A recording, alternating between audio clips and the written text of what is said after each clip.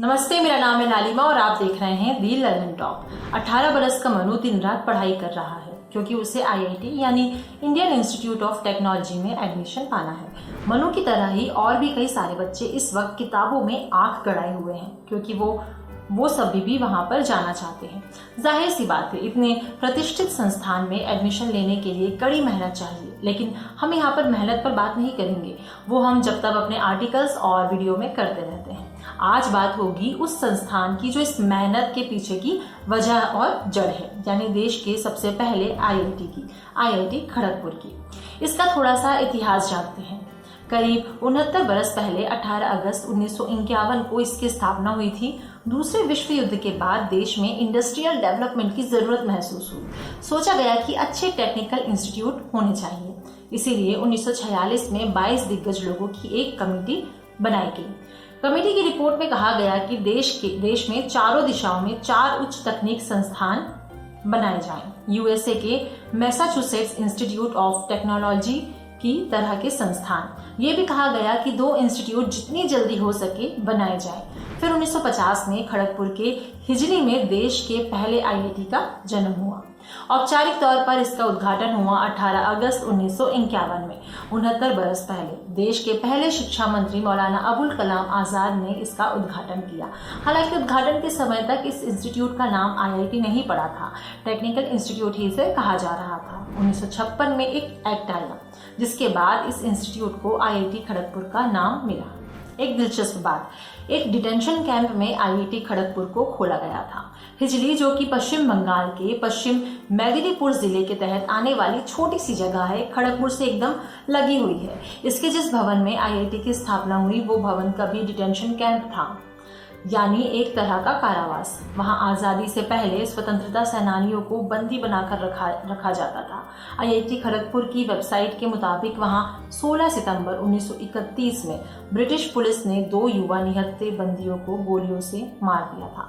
शहीदों का शव लेने खुद नेताजी सुभाष चंद्र बोस डिटेंशन कैंप गए थे, यानी इस भवन का आजादी की लड़ाई में काफी अहम रोल रहा है।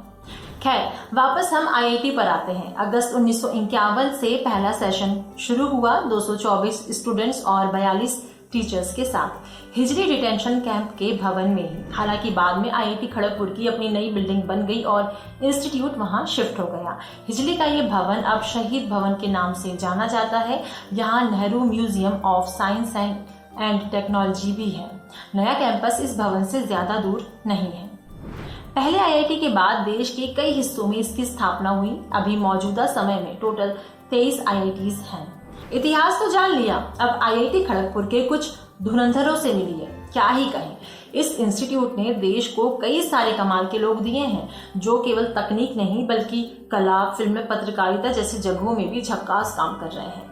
सबके बारे में आपको बताएंगे तो 4-5 किताबें लिखा जाएंगी। अभी कुछ फेमस लोगों के बारे में थोड़ा थोड़ा हम आपको बताते हैं, तो शुरू करते हैं। लिस्ट में सबसे पहला नाम है अरविंद केजरीवाल का। दिल्ली के मुख्यमंत्री हैं, आम आदमी पार्टी यानी आप के संयोजक हैं। आईआईटी खड़गपुर से 1989 में ये ग्रेजुएट हुए, फिर टाटा स्टील ज्वाइन की। 1992 में आईआरएस अधिकारी बने, यानी सिविल सेवा परीक्षा पास की। इनकम टैक्स डिपार्टमेंट के अधिकारी रहे। कई तरह के सोशल वर्क भी करते रहे, खासतौर पर भ्रष्टाचार के खिलाफ। 2011 में जन लोकपाल बिल मूवमेंट से जुड़े। बस इसी के बाद से केजरीवाल की एंट्री हो गई राजनीति में। आगे का सफर आप जानते हैं। दूसरा नाम है अजीत सिंह का। राजनेता हैं, पूर्व प्रधानमंत्री चौधरी चरण सिंह के बेटे हैं। अजीत पश्चिम यूपी की राजनीति का बड़ा नाम है। राष्ट्रीय लोक दल यानी आरएलडी के फाउंडर और चीफ हैं। 1986 में पहली बार राज्यसभा सांसद बने थे। 1989 में जनता दल के टिकट पर बागपत से लोकसभा सांसद बने थे। इस सीट से वो 6 बार सांसद चुने गए, केंद्रीय मंत्री भी रहे। 2019 में एसपी बीएसपी आरएलडी गठबंधन के तहत मुजफ्फरनगर से लोकसभा चुनाव लड़े थे, लेकिन हार का सामना करना पड़ा।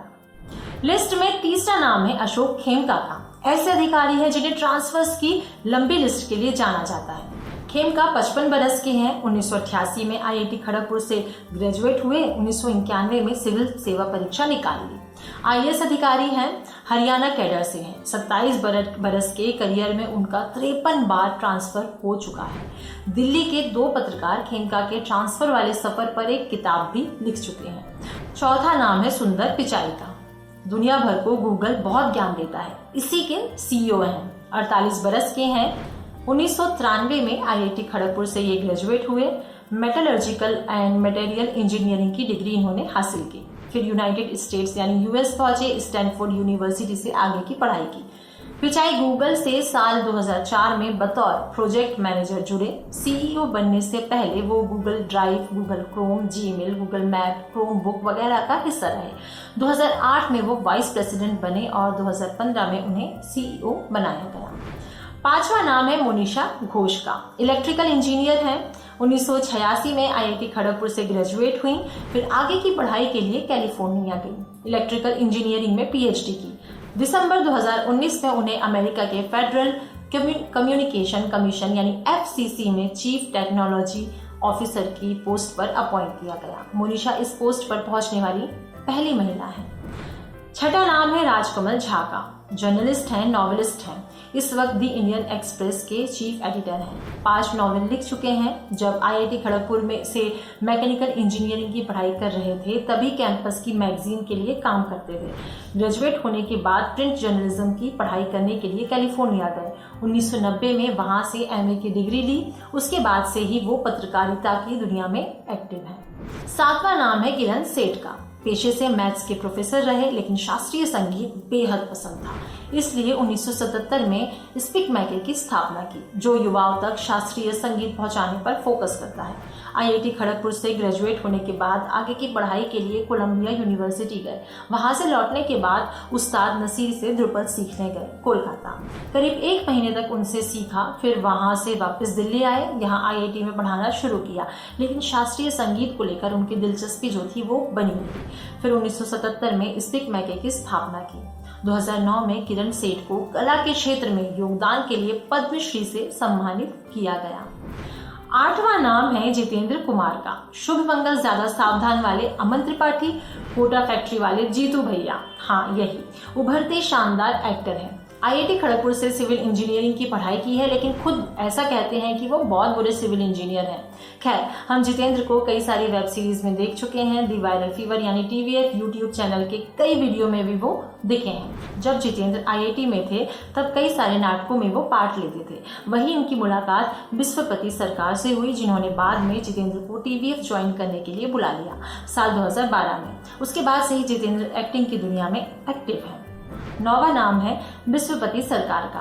अब बात निकली है तो कर ही लेते हैं। वो पंचायत सीरीज में जितेंद्र के किरदार को गांव जाने के लिए मनाने वाला उसका दोस्त याद है? हाँ, वही है विश्वपति सरकार। आईआईटी खड़गपुर ग्रेजुएट है, राइटर, डायरेक्टर, एक्टर है। टीवीएफ के कई वीडियो में कॉमिक एक्ट करने के लिए फेमस है। शुरुआत में एक फेमस पत्रकार का रोल किया था, बड़ी तारीफ मिली थी। टीवीएफ पिक्चर्स, शुरुआत का इंटरवल और इमेच्योर जैसी सीरीज में ये दिख चुके हैं। 10वां नाम है बिस्वा कल्याण रथ का। लिस्ट में है मतलब आईआईटी खड़गपुर से ग्रेजुएट है।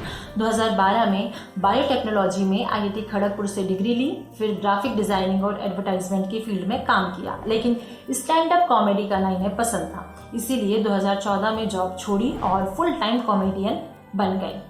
प्रिटेंशियस मूवी रिव्यूज याद है जिसमें कई सारी फिल्मों का बड़ा मजेदार रिव्यू दिया जाता था? हाँ, तो उसमें जो रिव्यू देते थे उसमें से एक बिस्वा थे, दूसरे कनन गिल थे। मूवी रिव्यू के ये वीडियो काफी तेजी से वायरल हुए और बिस्वा को एक नई पहचान मिली।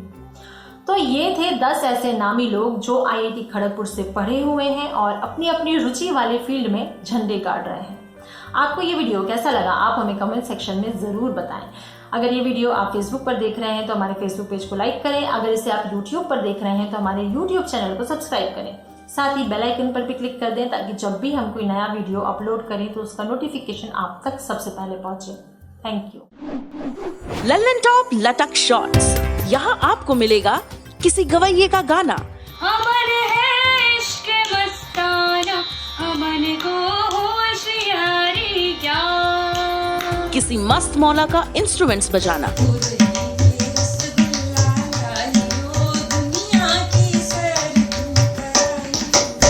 किसी कवि की नाजुक कविता। देखो मैं तो बतला भी दूं पर वतन ही बेकल है थोड़ा, जो उसके मेरे बीच में है वो इश्क पर्सनल है थोड़ा। किसी मुंहफट कॉमिक की तीखी कॉमेडी और ऐसी ही ढेर सारी परफॉर्मेंसेस के छोटे छोटे शॉर्ट्स।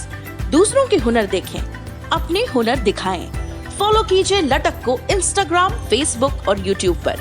अपनी परफॉर्मेंस हम तक पहुंचाने के लिए मेल कीजिए latak.lallantop@gmail.com पर। तो अब सुकून के लिए भटक मत, लटक।